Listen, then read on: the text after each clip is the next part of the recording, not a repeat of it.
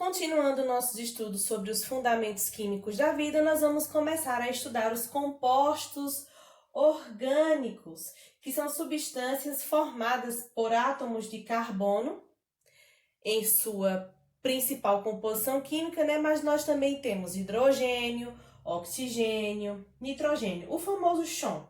Esses compostos orgânicos, geralmente, eles são moléculas grandes e complexas e que são imprescindíveis para a constituição de todos os seres vivos. Nós vamos começar a estudar o primeiro grupo de compostos orgânicos, que são os carboidratos.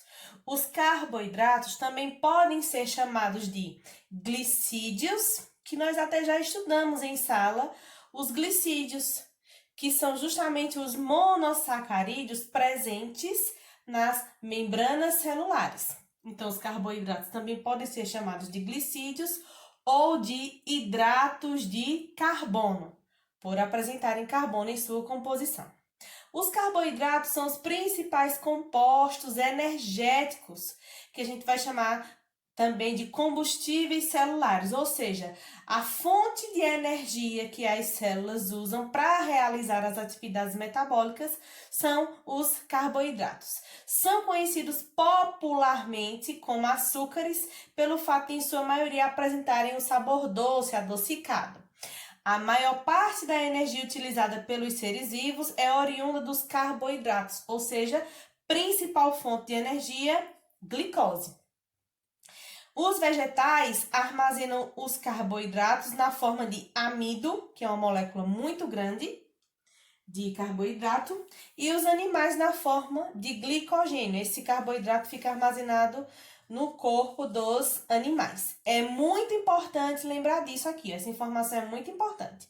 Os vegetais armazenam carboidratos na forma de amido e os animais na forma de glicogênio, ok?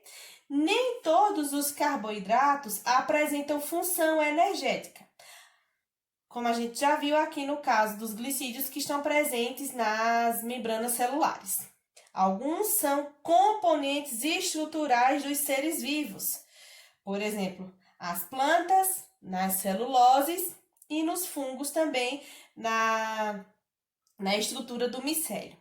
Também quero falar dos componentes estruturais dos seres vivos aqui, ó, nessas duas moléculas, DNA e RNA. Nós vamos estudar bem aprofundado DNA e RNA quando formos estudar núcleo celular. Mas eu já posso adiantá-los que dentro da molécula de DNA e dentro da molécula de RNA há carboidratos, que são chamadas de riboses. Os carboidratos, como eu disse, são estruturalmente compostos por carbono, hidrogênio e oxigênio. Nós não vamos encontrar nitrogênio nos carboidratos, ok? E há uma fórmula matemática para a gente determinar a fórmula molecular do carboidrato. Qual é? CX-H2Y-OY. Então, em um determinado carboidrato, o que é que vai acontecer? Nós teremos uma quantidade de carbono, ok? Uma quantidade de oxigênio e o dobro da quantidade de oxigênio será a quantidade de hidrogênio, ok? Se nós fôssemos fazer um exemplo, o exemplo da glicose, que apresenta a fórmula C6H12O6. Veja, o valor de X para a glicose é 6 e o valor de Y para a glicose é 6. E aqui, ó, por ser 2Y, 6 vezes 2, 12. Muito bem. Os carboidratos podem ser classificados em 3 grandes grupos: os monossacarídeos, os oligossacarídeos e os polissacarídeos.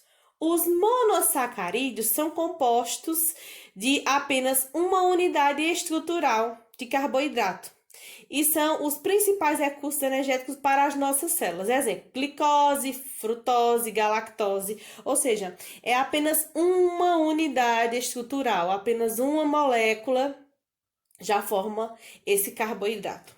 Os oligosacarídeos são formados pela união de poucos monossacarídeos, de